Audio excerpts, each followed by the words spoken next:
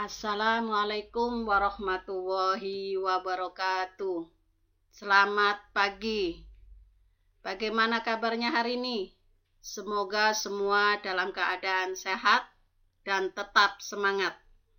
Ya, pada hari ini kita kembali akan mempelajari mata pelajaran IPS dengan Ibu Rohiyati.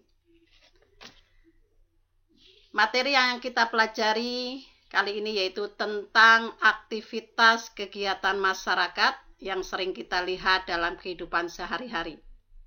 Sebelumnya kita perhatikan dulu gambar yang ada di slide berikut.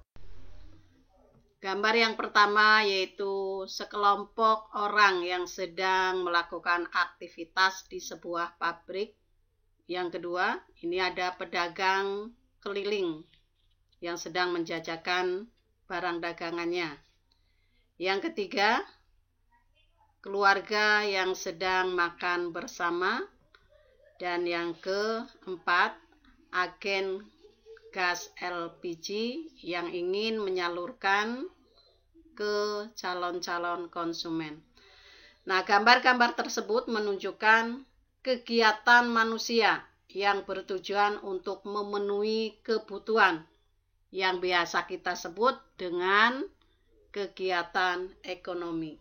Dan ini yang akan kita pelajari. Nah, sebelumnya apa itu kegiatan ekonomi?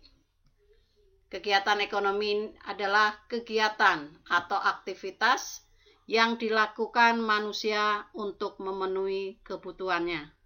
Secara tidak sadar, setiap hari kita melakukan aktivitas yang kita sebut dengan kegiatan ekonomi. Nah, kegiatan ekonomi ini sendiri kita kelompokkan menjadi 3 kelompok, yaitu kegiatan ekonomi yang pertama, yaitu produksi. Yang kedua, distribusi. Yang ketiga, konsumsi. Tujuan pembelajaran ini yaitu yang pertama, menjelaskan dengan contoh kegiatan ekonomi. 2, menjelaskan kegiatan produksi dan faktor-faktor produksi. 3, menjelaskan kegiatan distribusi. Dan yang keempat, menjelaskan kegiatan konsumsi dan pelaku ekonomi. Baik, kita masuk ke materi selanjutnya. Kegiatan produksi.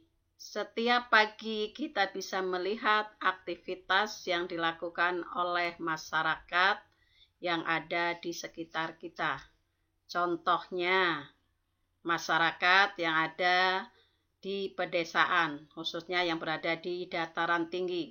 Maka kita bisa melihat aktivitas yang dilakukan, yaitu bergerak di bidang pertanian, khususnya adalah sayur-sayuran, yang bertujuan untuk menghasilkan barang, yaitu berupa sayur-sayuran.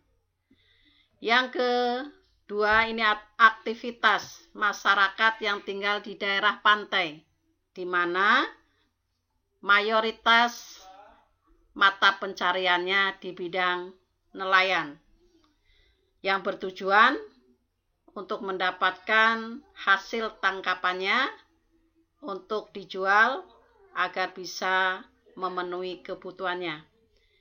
Yang ketiga, aktivitas di sebuah bengkel, di mana bertujuan untuk memperbaiki kendaraan-kendaraan yang rusak agar bisa dipakai lebih baik lagi. Dan yang keempat, ini adalah aktivitas pembuatan roti. Nah, ini semua disebut kegiatan produksi. Nah, dari beberapa gambar tersebut, maka bisa kita ambil suatu kesimpulan. Kegiatan produksi adalah kegiatan menghasilkan barang dan jasa atau kegiatan menambah nilai guna barang dan jasa. nilai guna suatu barang akan bertambah bila barang tersebut diolah lagi dan menghasilkan barang lain. Setiap barang memiliki nilai guna atau utilitas yang berbeda. Nah, nilai guna ini ada beberapa macam. Di antaranya yaitu 1. Nilai guna bentuk. Barang akan memiliki nilai guna apabila telah mengalami perubahan bentuk. Contohnya kayu gelondongan akan mempunyai nilai guna apabila kayu itu dalam bentuk yang berbeda, seperti dalam bentuk perabot rumah tangga. Contohnya adalah meja, kursi, lemari pakaian, atau dalam bentuk tempat tidur. Yang kedua, nilai guna tempat. Barang akan memiliki nilai guna yang lebih tinggi apabila barang itu berada di tempat yang berbeda. Contohnya, pasir. Pasir akan memiliki nilai guna yang lebih tinggi apabila pasir itu berada di tempat yang berbeda. Dari sungai kemudian dipindahkan ke toko bangunan, atau bisa dari desa dipindahkan ke kota. Nah, ini di sini pasir di kota akan memiliki nilai yang lebih tinggi dibandingkan di desa. Yang ketiga, nilai guna waktu. Barang akan memiliki nilai yang lebih tinggi apabila digunakan pada saat waktu yang tepat. Contohnya, payung, jas hujan, ini mempunyai nilai yang lebih maksimal apabila payung dan jas hujan dipakai pada saat hujan. Yang keempat, nilai guna kepemilikan.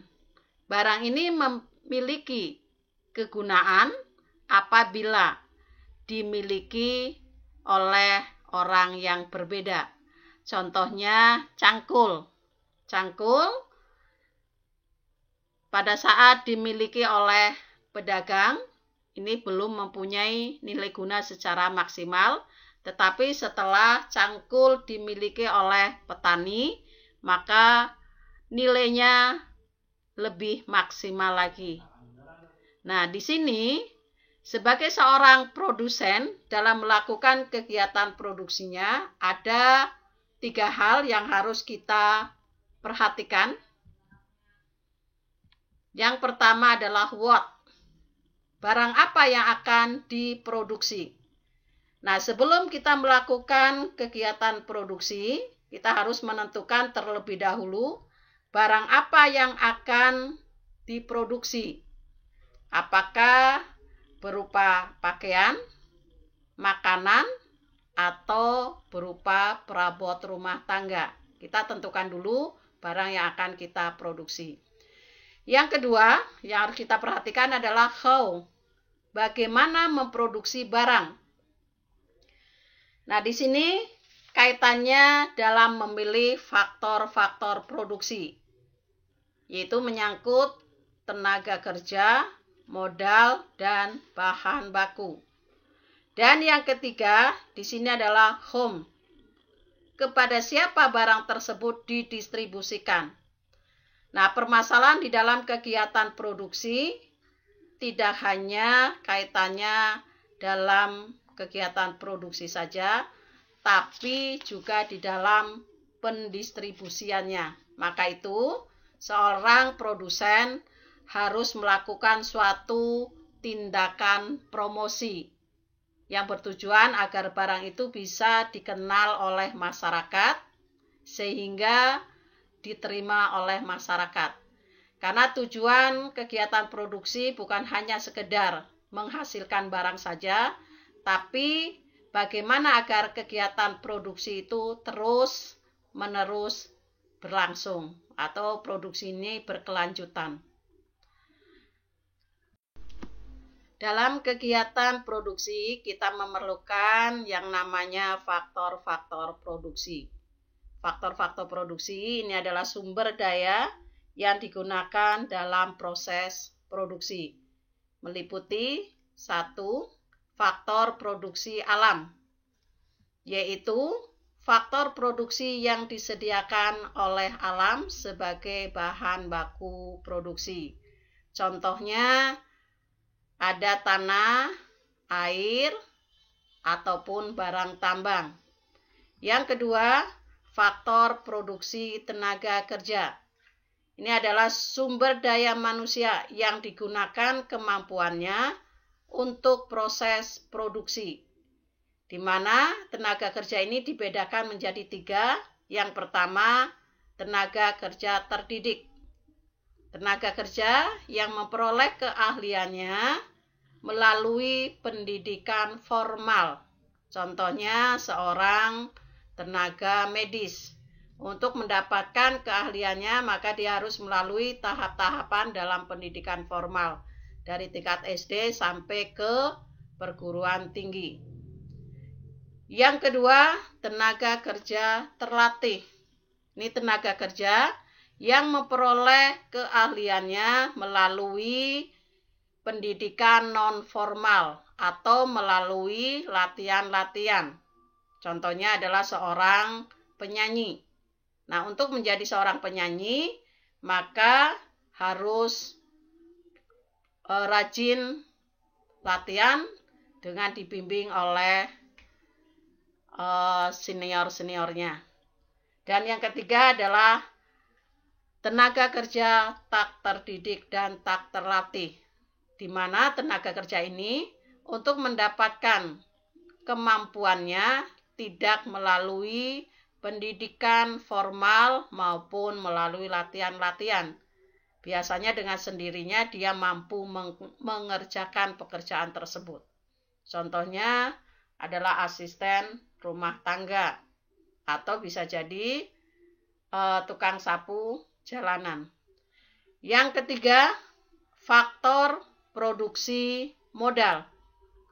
Ini adalah segala hasil produksi yang dibuat manusia dengan tujuan untuk menghasilkan barang atau jasa. Contohnya perusahaan garment. Di sini membutuhkan mesin jahit. Nah, mesin jahit sebelum digunakan untuk menghasilkan pakaian jadi, maka mesin jahit itu sudah mengalami proses produksi. Yang keempat, faktor kewirausahaan. Ini adalah kemampuan seseorang atau beberapa orang untuk menyatukan semua faktor produksi, yaitu dari yang pertama faktor produksi alam, tenaga kerja, dan faktor produksi modal. Ini mempunyai kemampuan bagaimana agar faktor-faktor tadi bisa bertemu, bisa dijadikan sebagai modal dalam kegiatan produksi.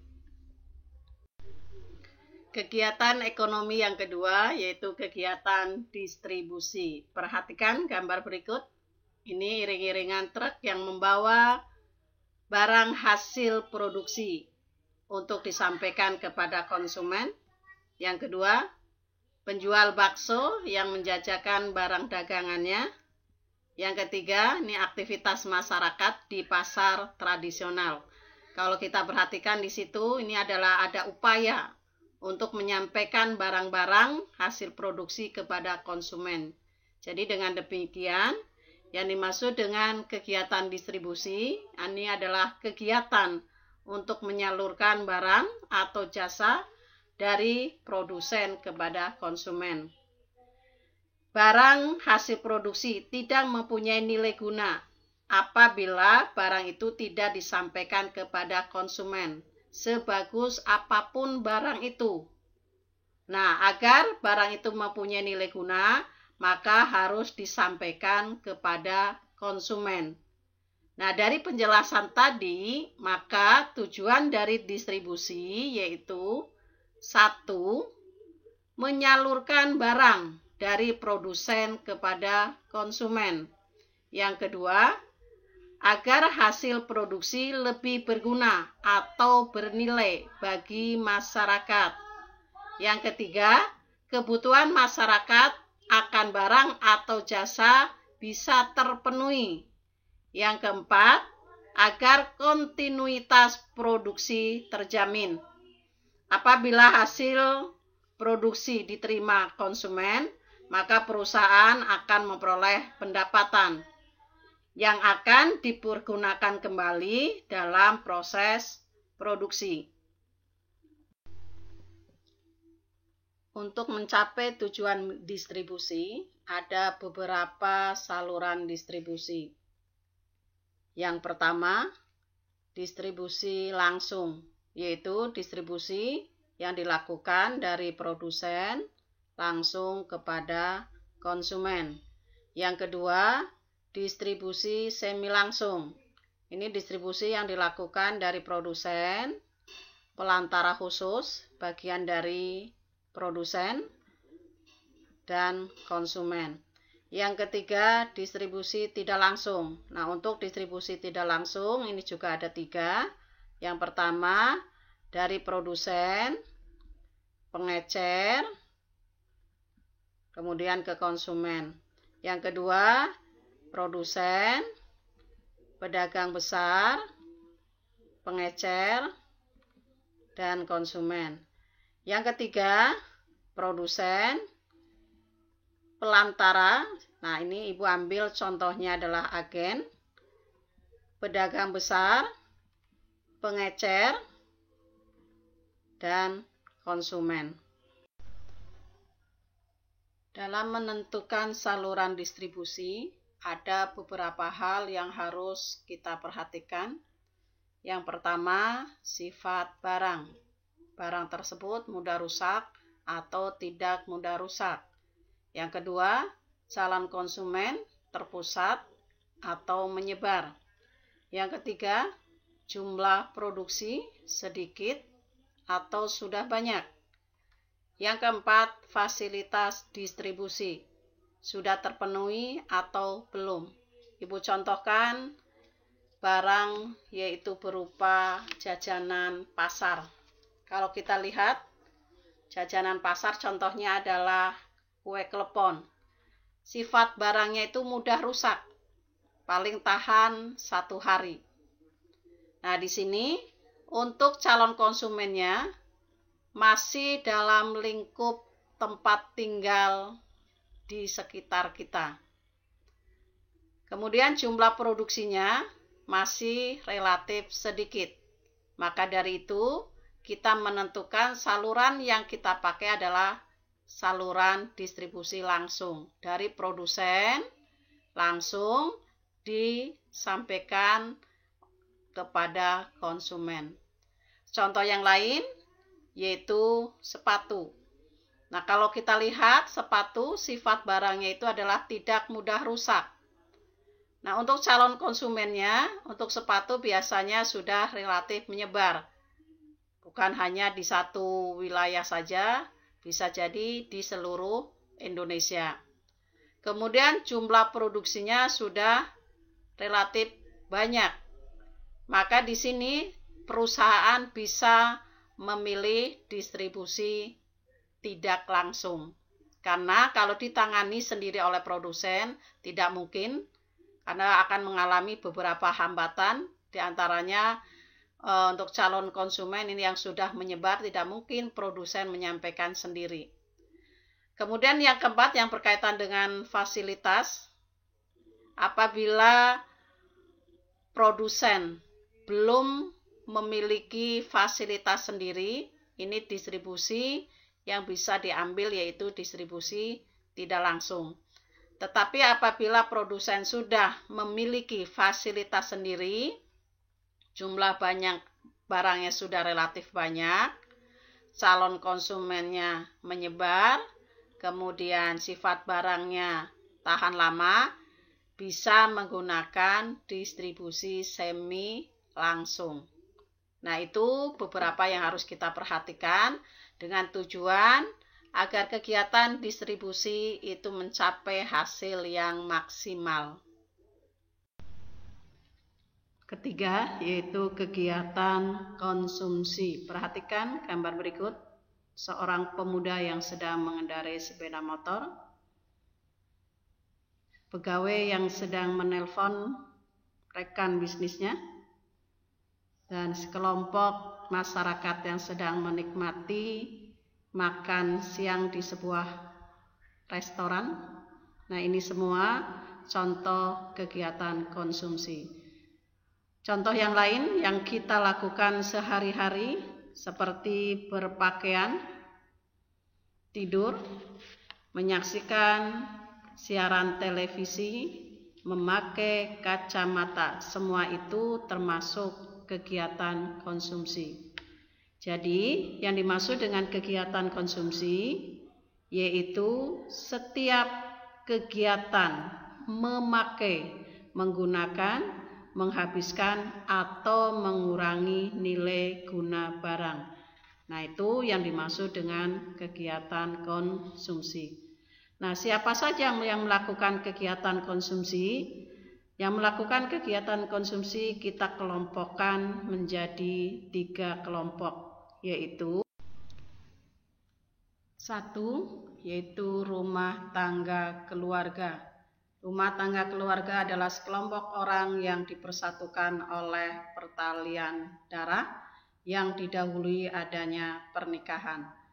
Rumah tangga keluarga ini ada rumah tangga keluarga inti yang terdiri dari ayah, ibu, dan anak.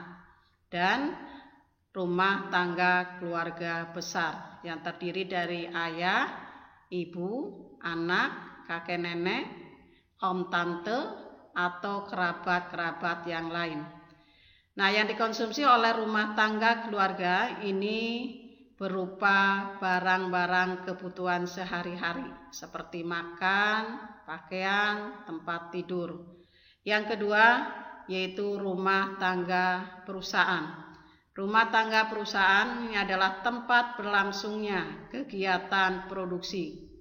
Barang yang dikonsumsi oleh rumah tangga perusahaan berupa faktor-faktor produksi. Yang ketiga, rumah tangga negara. Rumah tangga negara adalah lembaga-lembaga negara seperti kantor kepala desa, rumah sakit pemerintah, DPR, MPR, atau sekolah negeri. Nah, ini semua termasuk rumah tangga negara. Nah, barang-barang yang dikonsumsi oleh rumah tangga negara berupa barang-barang yang berkaitan dengan pelayanan masyarakat. Contohnya adalah ATK, kemudian mesin-mesin komputer. Nah, ini yang berkaitan dengan pelayanan. Masing-masing rumah tangga dalam mengkonsumsi barang tidak sama. Hal ini karena dipengaruhi oleh beberapa faktor. Di antaranya yaitu 1, yaitu pendapatan. Semakin tinggi pendapatan, maka pengeluaran untuk konsumsi semakin tinggi pula.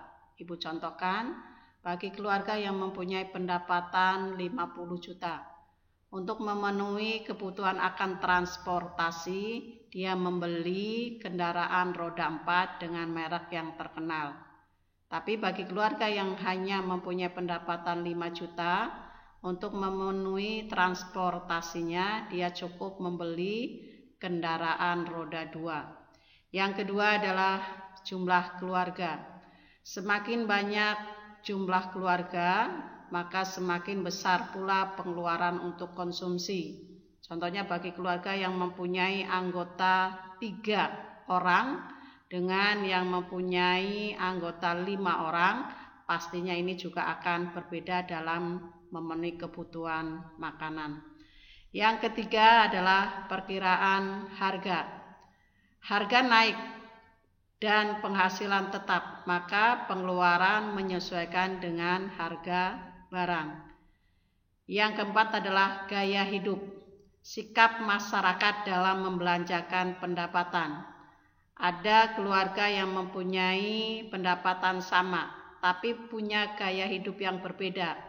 Misalkan satu mempunyai sikap boros, maka pengeluaran yang akan dikeluarkan lebih banyak dibandingkan dengan keluarga yang mempunyai sikap hemat, walaupun sama-sama punya pendapatan yang sama.